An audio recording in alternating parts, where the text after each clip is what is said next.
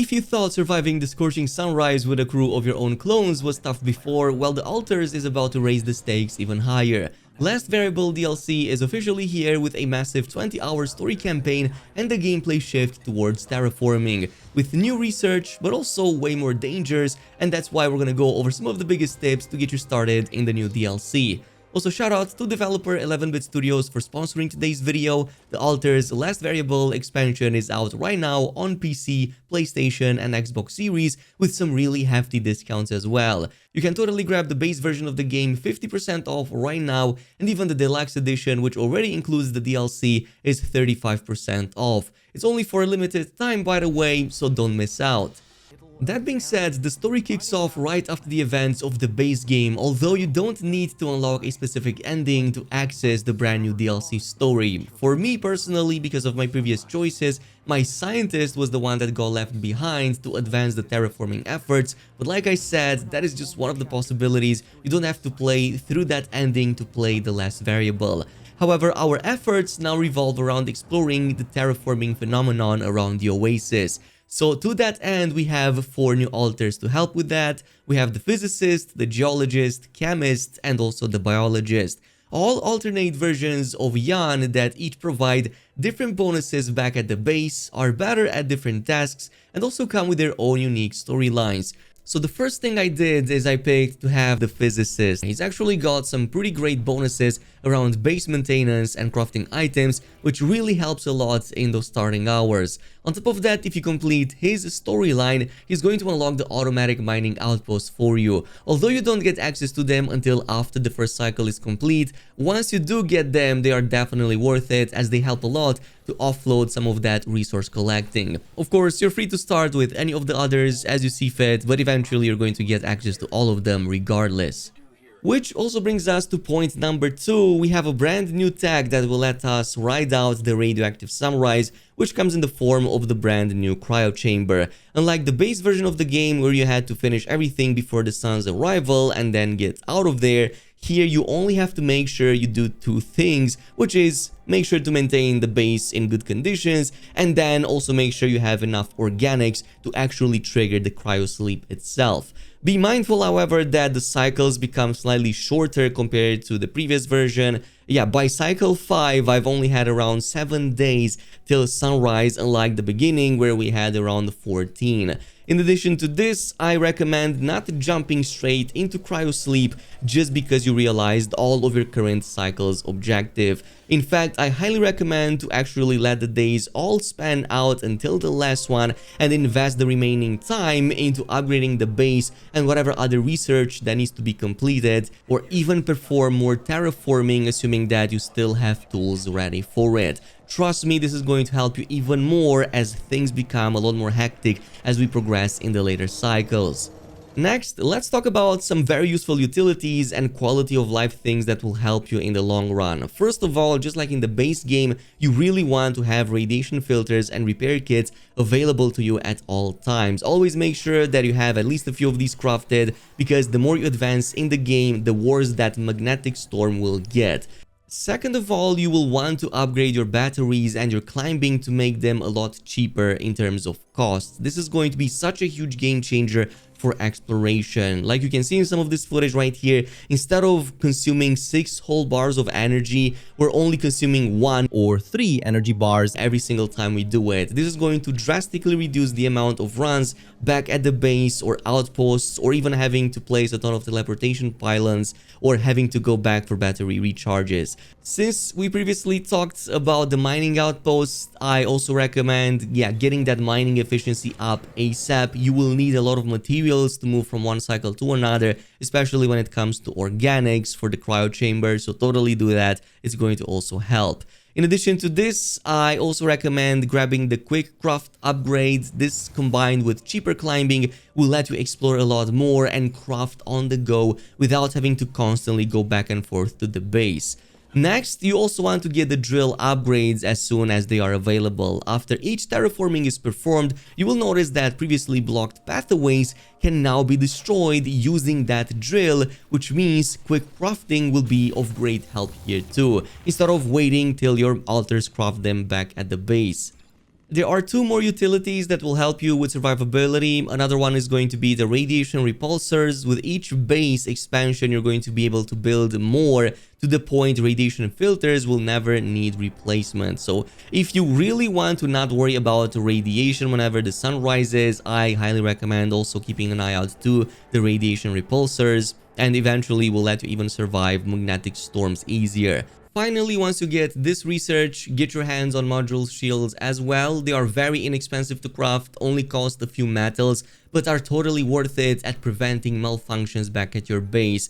I recommend at least applying them first on some of your most essential rooms. Like for example, in my case, I always apply them to the workshop, since without it we can't make repair kits nor filters, and also to the machinery, since it loads our radiation filters in the first place. Eventually, you can even upgrade these so that they always prevent malfunctions after you progress a bit later in the game. So again, totally worth keeping an eye out for them.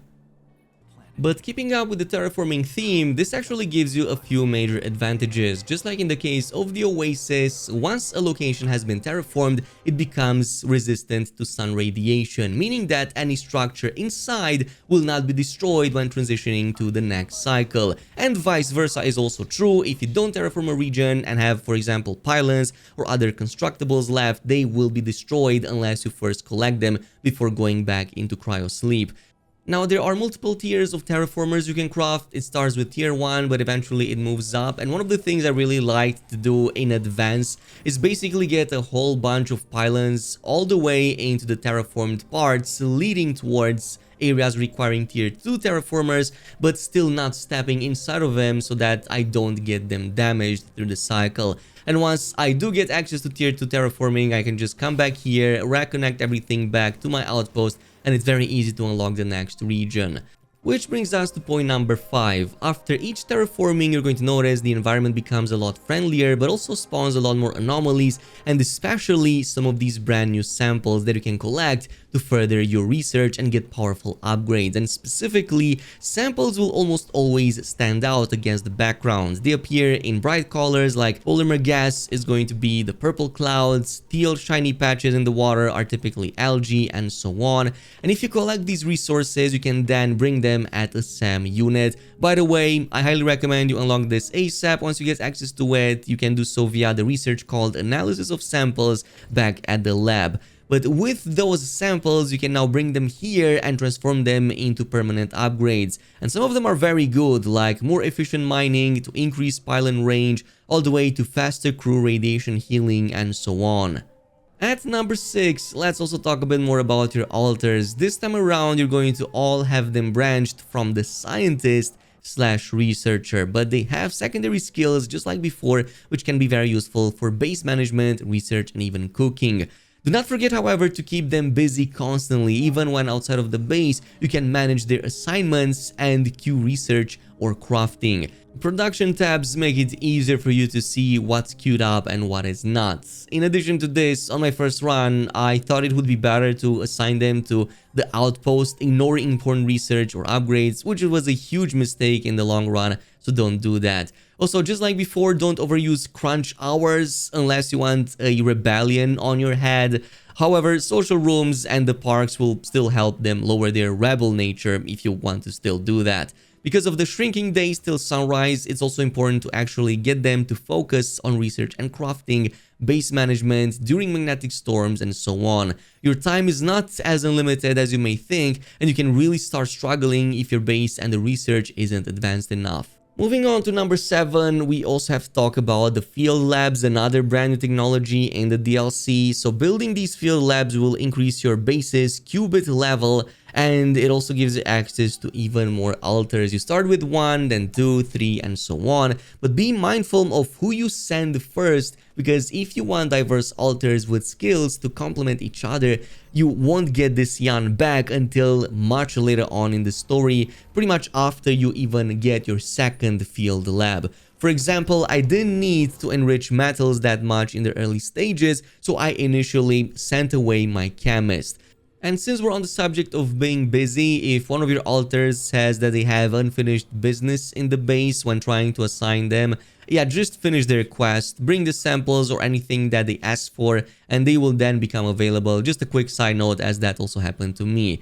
Also, the field labs are built so that one of your alters can research what happened between each cycle with the ground zero investigation.